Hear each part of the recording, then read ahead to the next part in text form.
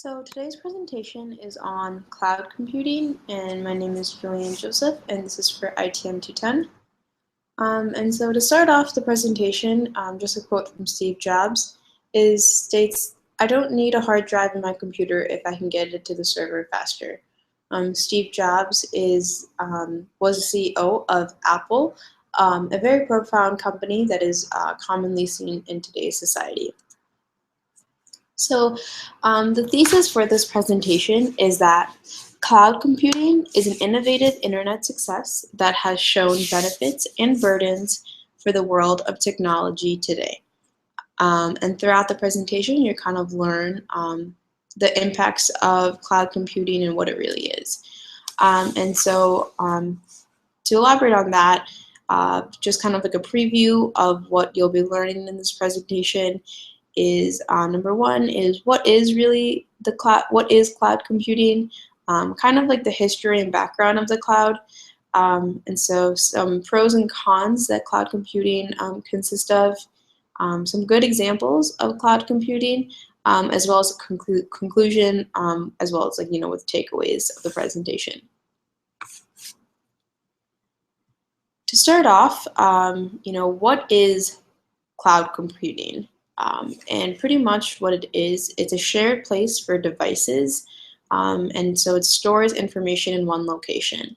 So the picture kind of depicts the definition on kind of, just the picture of clouds, though it's really not an actual cloud, but just a representation, and then you have your laptop, you have your tablet, your phone, your desktop. All of these devices are shared in that one location, which is the cloud. So if you can, rewind to back in the day, these floppy disk and hard drives, they're not needed. So it's kind of all internally within the internet. So a little bit of the history of cloud computing. So scientists usually describe the word cloud as a large collection of items at a distance. If you kind of think about it, the cloud, the sky, what you see, scientists kind of look at that as a collection of things. And that kind of is where cloud computing got its name, because it is a large collection of things. So some pros of cloud computing is it's not losing important information from power outages. So if you ever have been in a situation where I'm sure every student, faculty member has been in, it's a night before, big, 10-page paper, and you're working because you procrastinated, and then all of a sudden your laptop dies or something, and you didn't get to save, and now all that hard work is gone to waste. By using products like with the cloud, it just saves automatically, so you don't have to worry about that, all that information being lost. It also increases collaboration and flexibility. I know that by using these, shared collections of things, it's so much easier to kind of collaborate instead of, with everyone's busy schedules, just being able to say like, hey, open a Google Doc, which is an example of cloud computing, and kind of put down your ideas there, saves so much time, and in that kind of way, it is flexible. It's also environmental friendly. You're not causing any harm to the environment. It's all really just within internally the internet. Some cons of cloud computing includes ongoing cost. So even though this is all internally within the internet, there always going to be some sort of cost to things. And so with cloud computing, there's just kind of this everlasting ongoing cost that we have.